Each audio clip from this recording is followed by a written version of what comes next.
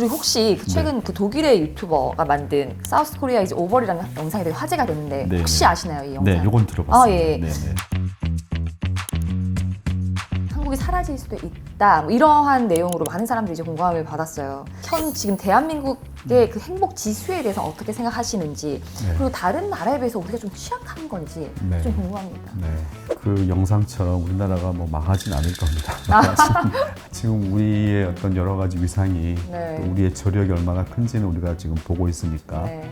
이제 다만 행복 데이터를 보게 되면 매년 3월 20일이 참고로 그 세계 행복의 날이에요. 이제 그날이 되면 유엔에서 세계 행복 보고서라는 월드 해피니스 리포트라는 걸 발간을 해요. 거기에 국가별 행복 순위가 이렇게 나와 있는데 우리나라의 순위는 우리나라 사람들의 눈높이에는 맞지 않아요. 매년 순위가 50위권 중반, 후반, 뭐 60위권 초반 이렇게 조금씩 왔다 갔다 해요. 완전 하위권은 네. 아닌데 우리의 경제적인 규모에 비춰보게 되면 네. 그 기대 수준에 비하면 굉장히 하위권인 거잖아요. 도대체 왜 그럴까? 네.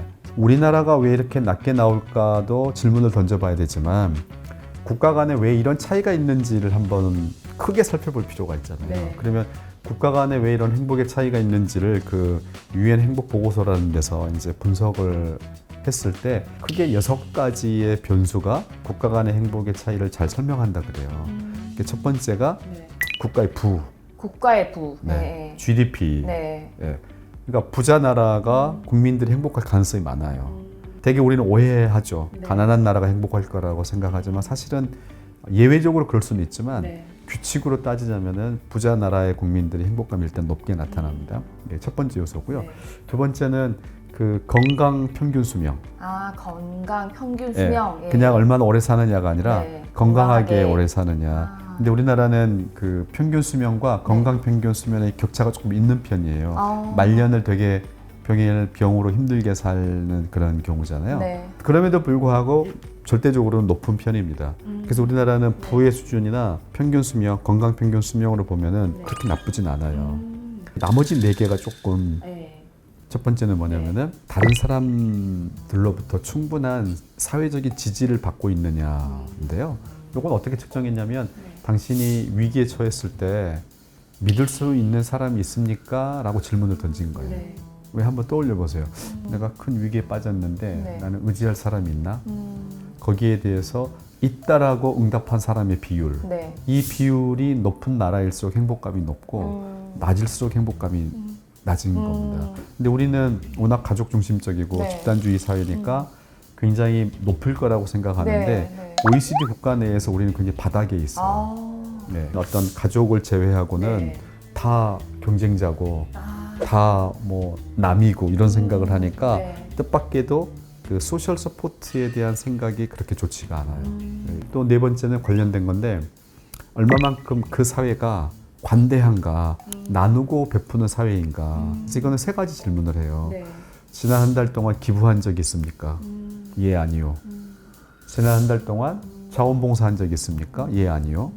지난 한 달 동안 모르는 누군가를 도와준 적이 있습니까?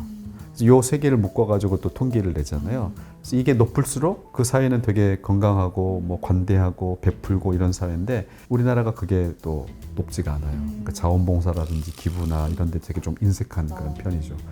그다음에 또 하나는 그 중요한 결정들을 스스로 할 수 있었느냐.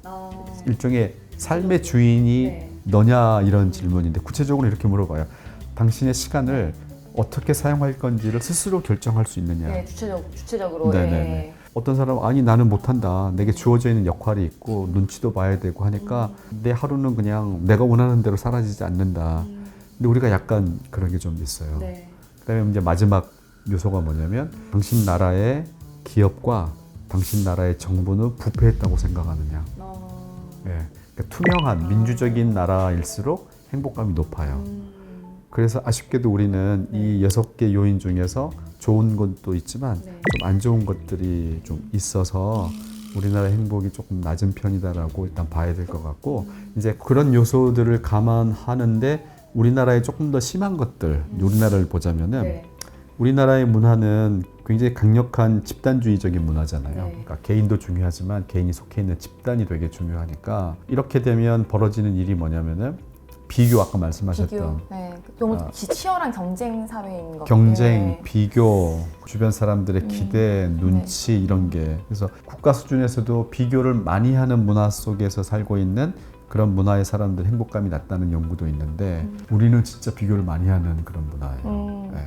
그게 우리나라의 되게 취약한 요인이고요. 그다음에 또 하나는 이렇게 집단주의 문화를 가지고 있으면 지켜야 되는 규범이 굉장히 많아요. 네. 대표님과 저도 네. 그냥 1대1 개인이지만 네. 나이로 보면 제가 좀 더 나이가 많잖아요. 네. 그러면 나이 많은 사람과 나이 어린 사람이 행동할 땐 어떻게 해야 되는지에 대해 규범이 있는 거예요. 그쵸. 그걸 조금 깨게 되면 네.